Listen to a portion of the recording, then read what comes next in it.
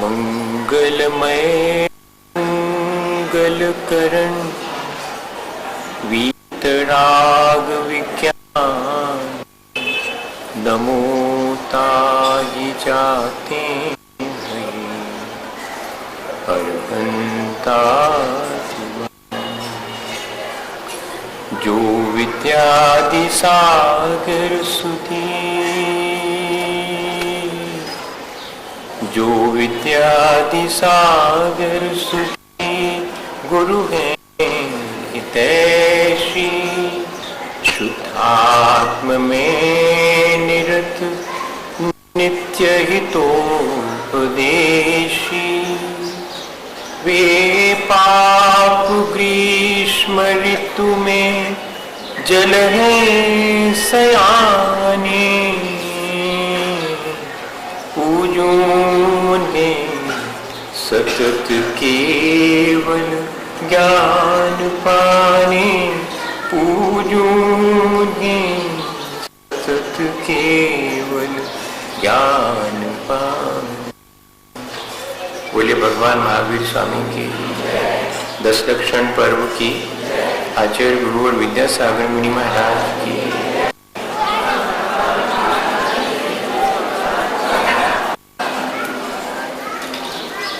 अपने जीवन को अच्छा बनाने के लिए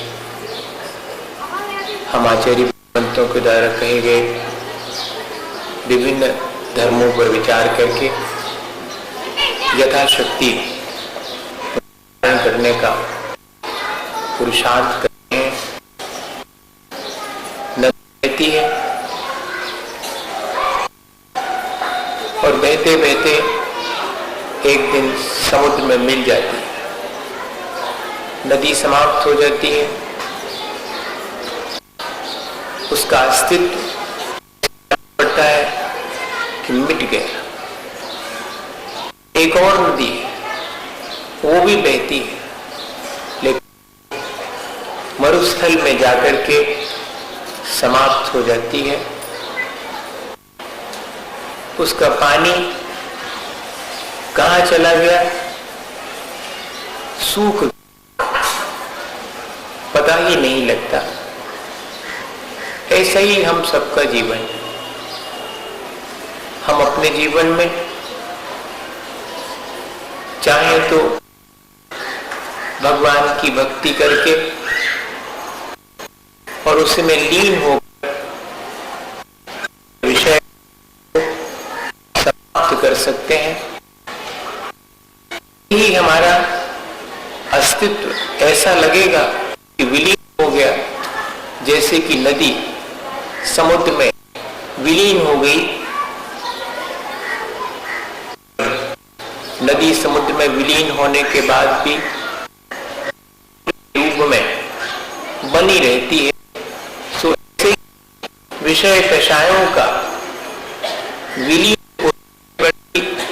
अपने आत्मा में लीनता हो जाने पर हमारा जीवन उठ जाता है। और यदि हम विषय कषायों के मरुस्थल में अपने जीवन बात करते हैं तो वही स्थिति होती है जो एक नदी मरुस्थल में जाकर अपने अस्तित्व को देती है और सूख जाती है। संतों ने अपने जीवन को अनुशासित करने के लिए उपदेश दिया। नदी अगर दोनों तटों के बीच में न बहे तो उसे नदी नहीं माना जाता। वो दोनों तटों की सीमाओं में अनुशासन में बंध करके चलती है, तब जाकर के समुद्र तक पहुंच पाती है और चारों ओर फैल करके समाप्त हो। ऐसे ही अगर वृक्ष की बेल जिसको अपन कहते हैं, आचार्य महाराज ने 1985 में संयम धर्म का प्रवचन करते हुए शुरुआत में कहा कि अनाश्रिता लता स्वयं विलीयते, जैसे बिना किसी आश्रय के बेल या की लता नष्ट हो जाती है, ऐसे तो संयम का,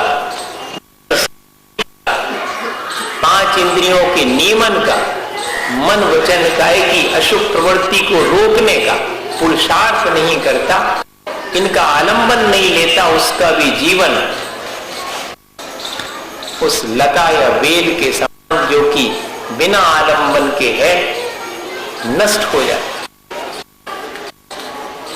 लता या बेल को अपन लकड़ी का सहारा देकर के ऊंचे बढ़ने के लिए छोड़ देते हैं। वो लकड़ी के सहारे लपेट करके ऊपर चढ़ती चली जाती है, लेकिन फिर भी गिरने का हवा में उसके डर बना ही रहता है। सो अपन उसे लकड़ी के आश्रय से ऊपर तो पहुंचाते हैं, लेकिन वह गिर ना जाए, सो हल्का सा रस्सी का बंधन भी उसमें डाल देते हैं। इतना सब उपाय काहे के लिए करते हैं? ताकि वह बेल या लता अपनी प्रगति कर सके, ऊंचाई छू सके। अपने जीवन में भी ऐसा ही है। जीवन में जो अपन सच्चे देवगुरु शास्त्र की श्रद्धा का सहारा लेते हैं और व्रत नियम इत्यादि पालन करके अपने जीवन में ऊंचाई छूने का विचार करते हैं, सो व्रत नियम इत्यादि तो अपन को रस्सी के बंधन जैसा जान पड़ता है। ऐसा लगता है कि हम क्यों प्रतिज्ञा में बंधे, यह तो बंधन हो गया। लेकिन भाई, जैसे रस्सी का बंधन उस लता को, बेल को ऊपर चढ़ने में सहायक है, ऐसे ही अपने ऊपर लगाया गया अनुशासन या अंकुश या संयम अपने जीवन को ऊंचे उठाने में सहायक बनता है। ये सोच करके अपन व्रत नियम और अनुशासन पालन करें। आज उत्तम संयम का दिन है। अपने जीवन में हम विचार करें कि हमारा जीवन तो लापरवाही में व्यतीत हो गया। पूरे जीवन हमने किया क्या? 5 इंद्रियों और मन के विषयों के पीछे भागते रहे, उनको पाने के लिए कितना प्रयत्न किया, लेकिन हमने उनमें सुख माना था, सो उनसे सुख तो कमती मिला और दुख ज्यादा मिला। ये पंचेंद्रिय और मन के विषय, ये संसार की भौतिक सामग्री वास्तविक सुख नहीं दे पाती। वास्तविक सुख तो वो है जिसके बाद फिर मुझे दुख ना उठाना पड़े। वास्तविक सुख तो आत्म सुख ही है। यह इंद्रिय सुख, भौतिक सुख नहीं है जिसके पीछे मैं अपने जीवन को व्यर्थ बर्बाद कर रहा हूं। यह मेरी लापरवाही है। मैं अपने इस लापरवाही को छोड़ करके अपने व्यवहार को अनुशासित करूं। सो अनुशासन भी 3 प्रकार का होता है। लोगों के डर की वजह से, गवर्नमेंट की पॉलिसी, जेल में बंद हो जाएंगे इस भय से, अपने अपयश के भय से अपन अनुशासन धारण करें, तो ऐसा अनुशासन भी अपन खूब धारण कर चुके, उससे हमारा जीवन ऊंचा नहीं उठता। ये तो भय का अनुशासन हो गया। और दूसरे नंबर पर आता है एक और अनुशासन, जो कि अपन दूसरे के द्वारा डांट डपट करके, गुस्सा हो करके, नाराज हो करके और अपने ऊपर लगाया जाता है। तो दूसरे के द्वारा जो अपन ने अनुशासन स्वीकार किया है, सो वो अपने मन से स्वीकार नहीं किया, मजबूरी में स्वीकार किया है। सो ऐसा अनुशासन भी अपने जीवन को ऊंचा नहीं उठाता। वास्तव में कर्मों की निर्जरा और आत्म स्वरूप की प्राप्ति के लिए अत्यंत अनुराग पूर्वक, आत्मीयता पूर्वक जो अपने कल्याण की भावना से अपन अपने ऊपर अनुशासन लगा लेते हैं, वही अनुशासन अपने जीवन को ऊंचा उठाने में कारण बनता है। हम अपने जीवन को अनुशासित होकर के जीते हैं। हमारे इस अनुशासन का, जो कि सच्चे देवगुरु शास्त्र के प्रति और अपने आत्म स्वरूप के प्रति अत्यंत रुचि से उत्पन्न होता है, उसका प्रभाव आसपास के परिवेश पर भी पड़ता है। सो सारा परिवेश अनुशासित हो जाता है हमारे के अनुशासित होने से। आचार्य शांति सागर जी महाराज का उदाहरण मैंने सुना। बहुत पहले आचार्य शांति सागर जी महाराज आचार्य चक्रवर्ती के एक स्थान पर चतुर्मास कर रहे थे। वहीं से थोड़ी दूर पर एक मुनि महाराज भी चतुर्मास कर रहे थे। चतुर्मास के दौरान अस्वस्थता के कारण उन मुनि महाराज ने सल्लेखना धारण कर ली, जीवन का अंत निकट जान करके। और सल्लेखना तो धारण कर ली स्वेच्छा से, लेकिन नहीं हुआ। कर्म का तीव्र उदय आ गया। उनको भूख प्यास की वेदना सताने लगी। सो श्रावकों से उन्होंने पानी और भोजन की याचना करनी शुरू कर दी। श्रावक बड़े व्यथित हुए कि देखो कैसे कर्म का उदय आ गया महाराज को। बड़े उत्साह से तो उन्होंने सल्लेखना ग्रहण की। समस्त पर वस्तुओं का त्याग करने की भावना अपने उनके भीतर जागृत हुई और अब ग्रहण करने की भावना कर्म के उदय से आ गई। बहुत समझाया लोगों ने, लेकिन कर्म का तीव्र उदय और मुनि महाराज के परिणाम बिगड़ते ही गए। यहां तक कि मुनि महाराज ने कहा कि भाई मेरे पास पिछी कमंडल है, इसलिए तुम मुझे भोजन और पानी नहीं देते, तो रख लो अपना पिछी कमंडल। अब तो मैं साध नहीं हूं, मुझे तो भोजन करवाओ, पानी पिलाओ। बहुत क्षुधा की वेदना है और प्यास बहुत लगी।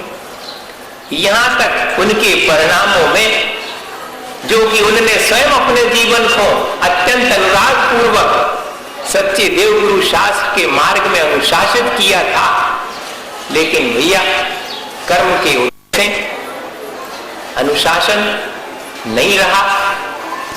सो लोगों ने 1-2 दिन सुनी,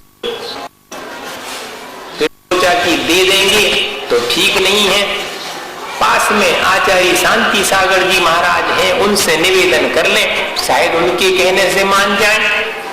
सो आचार्य शांति सागर जी महाराज को सब बातों से अवगत कराया कि ऐसे परिणाम है महाराज के। सल्लेखना तो बड़े उत्साह से उन्होंने स्वीकार की थी, लेकिन क्या करें, कर्म का तीव्र उदय आ गया। हमारे सबके पाप कर्म का उदय है, जो हमारी सेवा में कमी रह गई। ऐसा बड़े विनय पूर्वक महाराज से कहा। सो महाराज ने सब बातें सुनकर के पीछी हाथ में उठाई और कहा कि सल्लेखना जो महाराज ले रहे उनके लिए मेरा आश नमोस्तु। बताओ,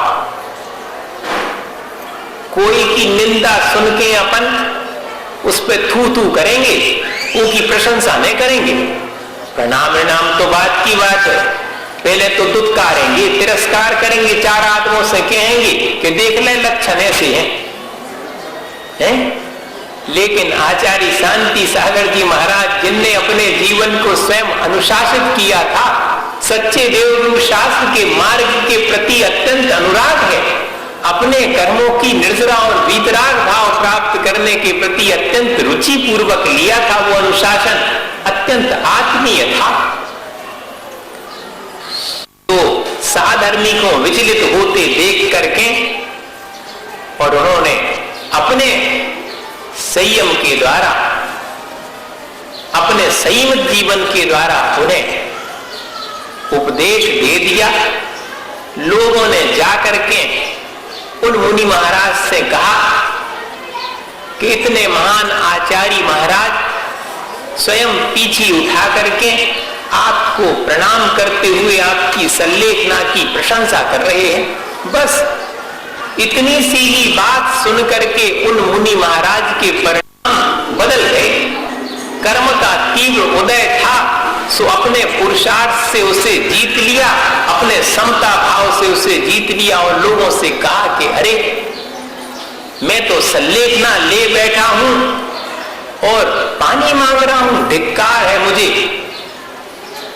मुझे कोई भूल से भी अगर मांगू भी तो पानी मत दे देना, भोजन भी मत देना, मैंने तो सब चीजों का त्याग कर दिया है। ऐसे परिणाम उनके हो गए और 3 दिन तक अन्न जल के त्याग पूर्वक उन्होंने शांति पूर्वक अपनी देह का त्याग किया, सल्लेखना धारण करके। भैया,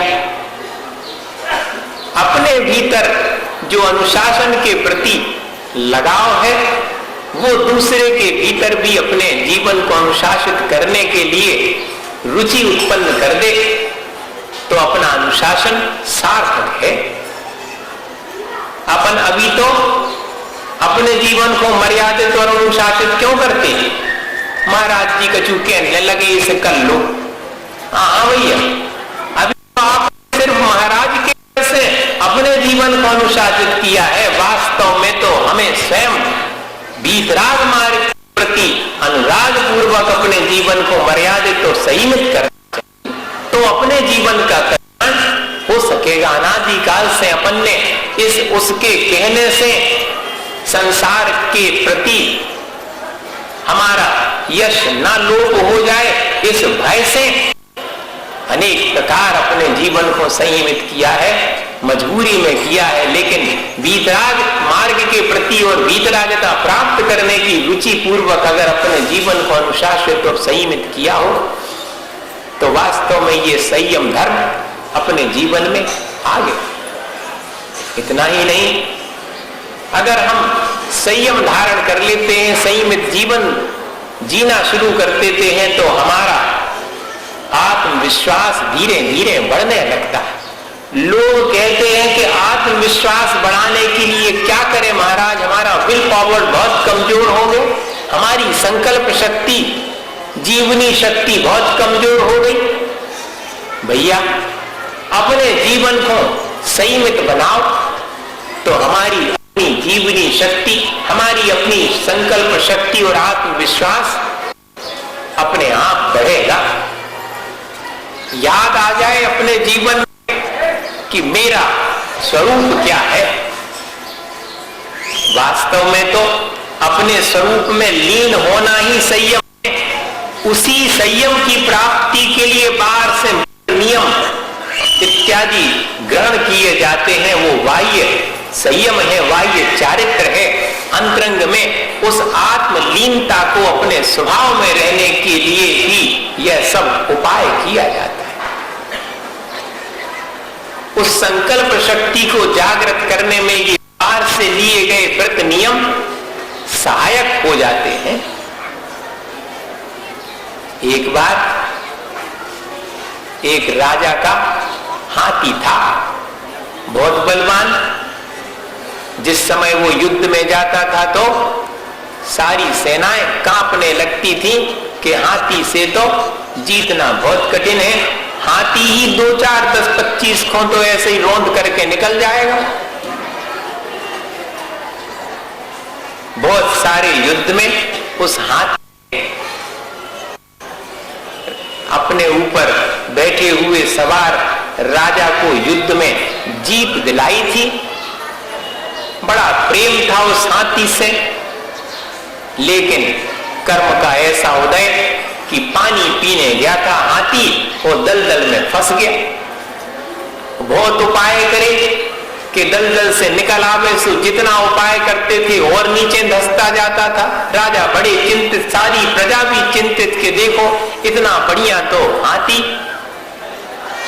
थोड़ा अशक्त हो गया है, बूढ़ा हो गया है, लेकिन है तो उसके भीतर अपार बल, क्या करे, वो दलदल में फंस गया, अशक्त हो गया है।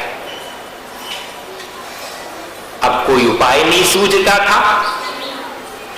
राजा को ध्यान आया कि इस हाथी का जो महावत था उसको बुलाया जाए। वो भी वृद्ध हो गया हालांकि, लेकिन उसके आने से हाथी को शायद निकालने का कोई उपाय वो कर सके। सो महावत को बुलाया। महावत ने दूर खड़े होकर के ही हाथी की स्थिति देखी और उसे हंसी आ गई। जो ज्ञानी पुरुष हैं उनको इस संसार में भटकते अज्ञानी जीवों को देख करके हंसी ही तो आती है कि देखो, है तो आत्मा का स्वभाव अनंत, इतने शक्तिशाली है, कहां पंचेंद्रियों के विषयों की दलदल में फंस गए। इस बात पर हंसी आती है। सो उसको भी हंसी आई। सब प्रजाजन और राजा कहने लगे कि देखो तो हाथी तो मुश्किल में है और सब जन चिंतित हैं और तुम्हें हंसी आ रही, बताओ। महावत को सबने खोटा कहा, अच्छा नहीं कहा। फिर भी महावत ने कहा कि कोई बात नहीं, निकल आएगा हाथी तो। जरा युद्ध में जो नगाड़े बजाए जाते थे, जो बाजे बजाए जाते, उनका इंतजाम बजवाने का तो करो। सब जनों ने कहा कि देखो, एक तो उपद्रव तुमने पहले ही करो कि हंसे तुम, और फिर बाद में कह रहे वो तो विपत्ति पड़ो, तुम कह रहे कि बाजी बजाओ, हैं? तो उल्टा काम बता रहे। किसी के समझ में नहीं आया। लेकिन महावत ने कहा, राजा ने कहा कि ठीक कहता होगा महावत, करके देखें उपाय। सो युद्ध के नगाड़े और भेरियां बजाई जाने लगी और जैसे जैसे युद्ध के वाद्य बजते हाथी के अंदर जोश उत्पन्न होता चला जाता और इतना जोश उत्पन्न हुआ कि उस जोश में उसने दलदल से बाहर निकल करके अपने आप को सुरक्षित कर लिया। सब लोग ताली बजाने लगे, प्रसन्न हो गए कि अरे वाह, हाथी तो बाहर निकल आया। भैया, अपने भीतर क्यों नहीं जागृत होता ऐसा ही जोश, ऐसा ही आत्मविश्वास कि मैं तो अनंत शक्ति को धारण करने वाला हूं, मैं भी अपने जीवन का कल्याण कर सकता हूं, मैं भी अपने जीवन को अनुशासित कर सकता हूं। जिस दिन अपने भीतर ये आत्मविश्वास जागृत हो जावे कि मैं अनंत शक्ति को धारण करने वाला हूं, कहां इस शरीर के पीछे इन पंचेंद्रिय के विषयों में मैं उलझा हुआ हूं, इस दलदल में फंसा हुआ हूं, ऐसा आत्मविश्वास, ऐसी संकल्प शक्ति जागृत हो जाए और व्रत नियम के द्वारा और अधिक उस संकल्प शक्ति को बढ़ा करके और अपन अपने जीवन में संयम को धारण कर सकते हैं। संयम को धारण करना वास्तव में अपने जीवन को संतुलित बनाना है और कुछ नहीं। विचार करें, हमारे जीवन में कितना असंतुलन है। खाने पीने, ओढ़ने पहनने में, सब में, करने इत्यादि कार्यों में भी हमारा असंतुलन स्पष्ट दिखाई पड़ता है। चाहे जो खाना, चाहे जब खाना, चाहे जैसे खाना, चाहे जहां से खाना, ये तो लापरवाही वाला काम हो गया, ये संतुलित नहीं हुआ। क्या खाना, कितना खाना, कैसे खाना, क्यों खाना, ये सारे प्रश्न मेरे भीतर अगर उठते हैं और उनके अनुसार मैं अपने जीवन को व्यवस्थित करता हूं तो संतुलित हो जाएगा जीवन। इसी तरह क्या करना, कैसे करना, क्या करने योग्य है, क्या खाने योग्य है, इसका विचार अपने भीतर अगर आ जावे, कहने से नहीं भैया कि क्या चीज अवक्ष है, आपको लगो चाहिए कि आओ हमारे खावे लाख नहीं है, हमारे कैसे नहीं। ऐसा तो बहुत बार हो गया। लेकिन अपने भीतर भी तो लगे कि ठीक बात है, यह मेरे करने योग्य नहीं है, यह मेरे खाने योग्य नहीं है, ऐसा मैं स्वयं अपने अंतरंग से विचार करूं और अपने जीवन को संतुलित बनाऊं। जो जो चीजें अपन उपयोग में लेते हैं उन सब में विचार करें कि ये उपयोग में लेने लायक है या नहीं है। जिनके बारे में जानकारी नहीं हो, आचार्य भगवंतों ने कहा कि उन्हें उपयोग में नहीं ले। जो अनिष्टकारी है उनका भी उपयोग में लेने का वर्ज कहा। जो सज्जन पुरुषों के लेने योग्य नहीं है वह भी वर्जित है। जिसमें बहुत जीवों का घात हो, 10 जीवों का घात हो या 1 इंद्रिय जीवों का बहुत घात हो, वह भी ग्रहण करने योग्य नहीं। इन्हीं को तो 5 प्रकार करके अवश्य कहे ऐसी चीज का सेवन करूं जिससे कि मोह का नशा तो एक पहले ही से है और ज्यादा नशा आ जाए और अपन गाफिल हो जाएं, हे और उपादेय का ज्ञान न रहे, अपने भले बुरे का ज्ञान न रहे, ऐसी चीज का सेवन न करो। यही तो कहा आचार्य भगवंतों ने हमारे जीवन को संतुलित बनाने के लिए, और बेजा बात तो कही नहीं। लगती है अपन को, क्योंकि अपन असंतुलित होकर के जीना चाहते हैं, और कोई अगर अपन को संतुलित जीवन जीने की प्रक्रिया बताए तो उस पर गुस्सा आती है कि जी अपन अलग ही चला रहे, इनका बड़ा अनुशासन है। ऐसा अपने मन में भाव आएगा मिथ्या, जी नहीं सोचेंगे कि हाँ मुझे भी अपने जीवन को ऐसा ही अनुशासित बनाना चाहिए। अभी आए थे एक व्यक्ति, 2-3 दिन तक रहे, जाते समय उन्होंने कहा कि महाराज धर्म के प्रवचन तो जैसे हैं सो है ही, मैं तो आपके जीवन से एक बात सीख के जा रहा हूं कि सब काम अपने व्यवस्थित और अनुशासित ढंग से करना चाहिए। किसी काम में भी गफलत या कि कर लूंगा, अमर्यादित रूप से करने का जो भाव है वह छोड़ना चाहिए। मेरे जीवन में तो मैं ऐसा ही अमर्यादित होकर के, असंतुलित होकर के जीवन जीता हूं। अब तो यहां से जाकर के अपने सारे काम जिस समय जो करना है, जैसे करना है, करने योग्य है कि नहीं है, मैं उसी प्रकार से करूंगा। बताइए, सीखना चाहें तो उसी चीज से सीख सकते हैं, उसी चीज की निंदा करना चाहें तो निंदा भी कर सकते हैं। बताओ, अपने जीवन को अगर जिसके मन में संतुलित करने का मन होगा वो तो अच्छा ही मानेगा कि मैं भी ऐसा ही संतुलित जीवन बनाऊंगा। एक सेठ जी राजा साहब के पास भेंट करने के लिए गए और उन्होंने मालपुआ और बहुत बड़ी बड़ी चीजें, अच्छी अच्छी पूरी वगैरह सब उनको भेंट स्वरूप चढ़ा दी। एक गरीब आदमी भी पहुंचा, सो उसने तो रूखी सूखी रोटियां महाराज को समर्पित कर दी उन बाबा जी को। सो बाबा जी ने तो मालपुआ और खीर और पूरी की तरफ देखा भी नहीं, उस गरीब आदमी की धीरे से रोटी उठाई और खाने के लिए बैठ गए। उस रईस आदमी को तो थोड़ा सा में लगा के देखो, हमारा सामान तुम्हारा आज लव नहीं है, और जो ले रहे रूको सूको सो गरीब आदमी को है। ऐसा मन में भाव आ गया, महाराज के समझ में आ गया बाबा जी के, कहने लगे देखो दर्पण रखा सामने, उठा के लाओ, अभी बता देता हूं। सो दर्पण लाए, सो कहा कि तुम अपनी जो पूड़ियां लाए हो वे दर्पण पे घिसो। सो दर्पण पे घिसी, सो पहले तो चेहरा दिखाता था, अब तो और धुंधला हो गया, वो सब तेल लग गया वो पे, मलिन हो गया दर्पण। और फिर बाद में उस गरीब आदमी की रोटियां उसके ऊपर घिसी तो दर्पण पुनः उज्जवल हो गया। राजा उससे, राजा से और सेठ से कहा बाबा जी ने कि जो मन को मलिन करे वो भोजन अच्छा है, कि जो मन को निर्मल करे वो भोजन अच्छा है। जो मेरे जीवन को संतुलित बनावे मैं वो कार्य करूं, या जो मेरे जीवन को गाफिल करे, असंतुलित बनावे, मैं वो कार्य करूं और वो चीज खाऊं। राजा के समझ में आ गई बात कि वास्तव में चीजें कीमती कब होती हैं, जब वे हमारे मन को मलिन न करें तो ये कीमती है, वरना कितनी भी कीमती चीज हो अगर हमारे जीवन को कलुषित करती हो तो उसकी कीमत कोई काम की नहीं।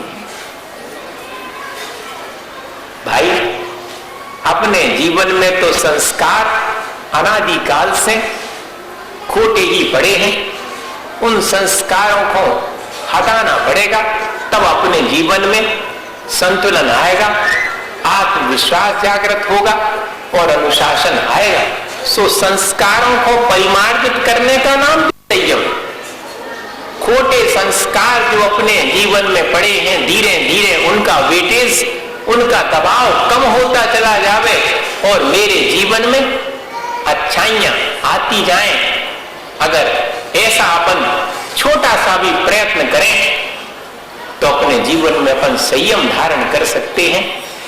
सबसे आसान तरीका है कि मन वचन काया तीनों मिले हैं, भैया तीनों का सदुपयोग करना सीख लो।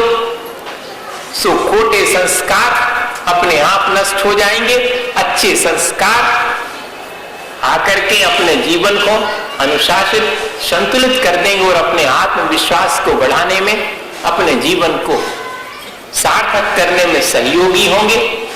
इतनी छोटी सी चीज है कि मैं मन में खोटा विचार ना करूं, वाणी से अशुभ वचन ना बोलूं, शरीर से कोई भी क्रिया अशुभ ना करूं जिससे कि जीवों का विघात हो।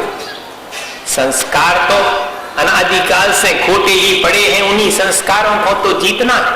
मन वचन काया की खोटी प्रक्रिया को छोड़ करके, अशुभ प्रवृत्ति को छोड़ करके शुभ प्रवृत्ति की तरफ अपन को बढ़ना। सो आचार्य भगवंतों ने असुहादो विनिवृत्ति सोहे पवित्ति अजान चारित्रम, संयम या चारित्र और कोई चीज नहीं है। अशुभ मन वचन काया की क्रिया से बच करके मन वचन काया की शुभ क्रिया में लगे रहना। इतना भी कर लो तो कम से बाह्य में चारित्र तो आ जाएगा।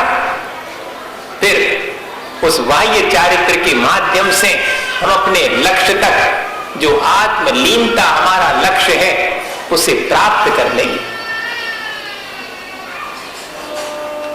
संस्कारों की बात भर्तृहरि के जीवन में देखने लायक है। भर्तृहरि मुनि महाराज बन गए थे। पहले तो श्रृंगार शतक लिखा और फिर उन्हीं भर्तृहरि ने मुनि महाराज बनने के बाद वैराग्य शतक लिखा। पहले भौतिक सुखों में ही सुख जान पड़ता था, फिर उसके बाद संसार से विरक्त होकर के आत्म सुख में ही सच्चा सुख है ऐसा मान करके आत्मज्ञान पूर्वक अत्यंत श्रद्धा भाव से उन्होंने मुनि व्रत धारण कर लिया। सो बैठे हुए ध्यान कर रहे थे जंगल में, अचानक उनकी आंख खुली। देखते क्या है, सामने की दोनों दिशाओं से दो घुड़सवार दौड़े चले आ रहे हैं और क्षण भर में देखा कि सामने तो बहुत बेशकीमती हीरा पड़ा हुआ है।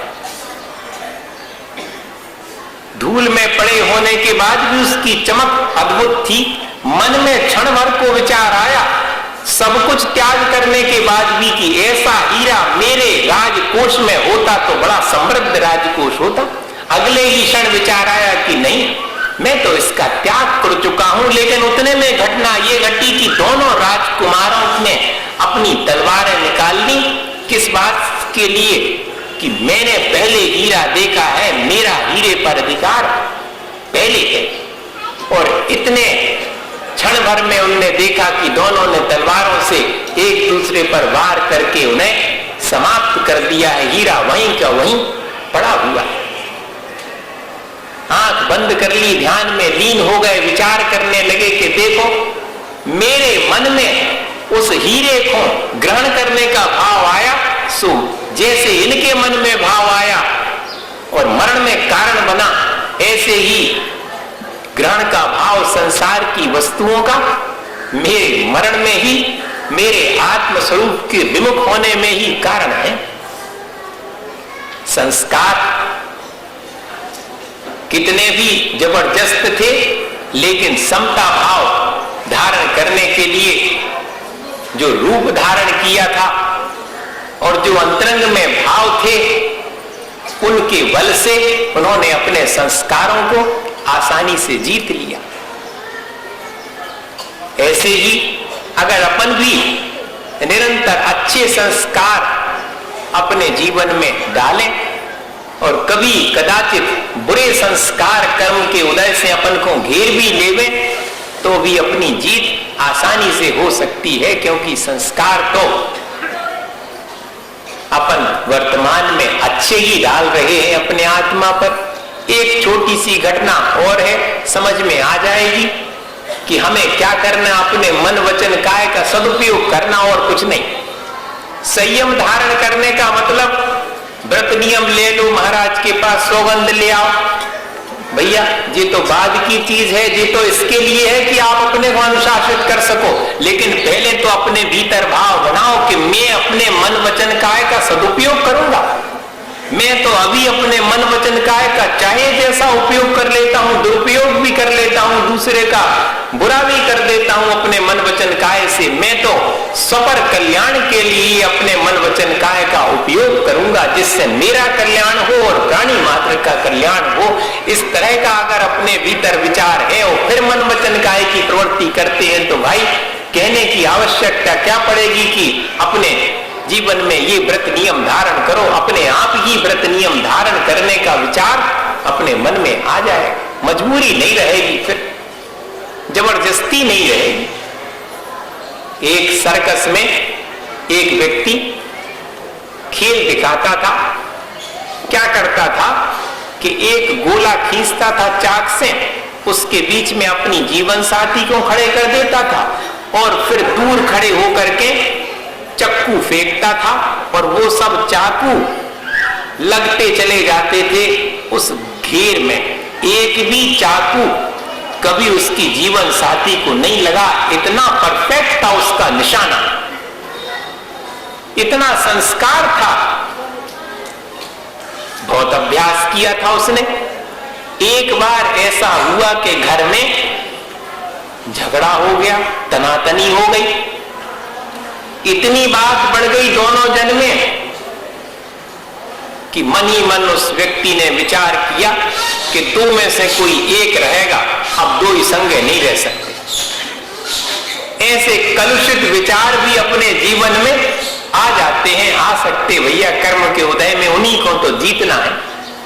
किसको दोष दें? अपने ही मन को दोष दें, अपने ही कर्मों को दोष दें कि देखो क्षण भर में ऐसे खोटे विचार मेरे जीवन में आ गए।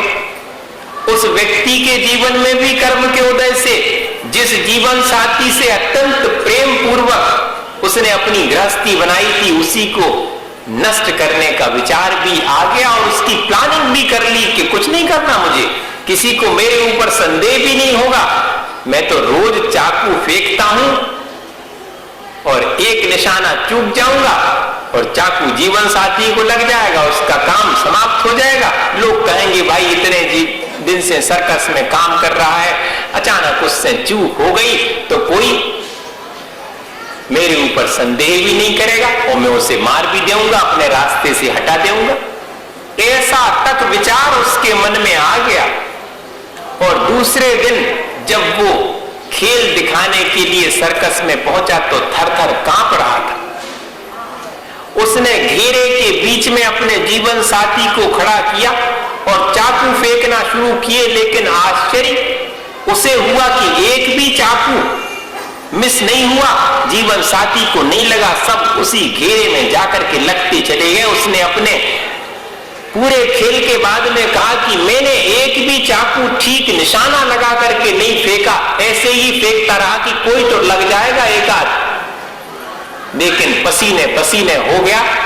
अंत में उसने कहा कि देखो इतने दिन का अभ्यास था, उस अभ्यास का परिणाम ये हुआ कि मेरे मन में कलुषित विचार भी आ गए, लेकिन उनको सफलता नहीं मिल पाई।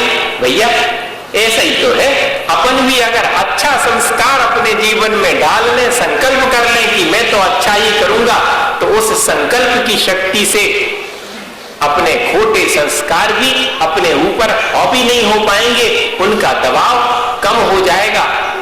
अच्छे विचारों की वजह से, अच्छी वाणी की वजह से, अच्छे कर्मों की वजह से जो खोटे कर्म हैं वो धीरे धीरे करके हट जाएंगे। अपन प्रयोग करके स्वयं अपने जीवन में देख लेते हैं, देख सकते हैं। भैया इस तरह से अपने जीवन को संयमित और अनुशासित बनाने का अपन को अभ्यास करना चाहिए, तभी अपना जीवन सार्थक होगा। इसी भावना के साथ बोलिए आचार्य गुरुवर विद्यासागर हे गुरुवर शाश्वत सुख दर्शक यज्ञ नग्न स्वरूप तुम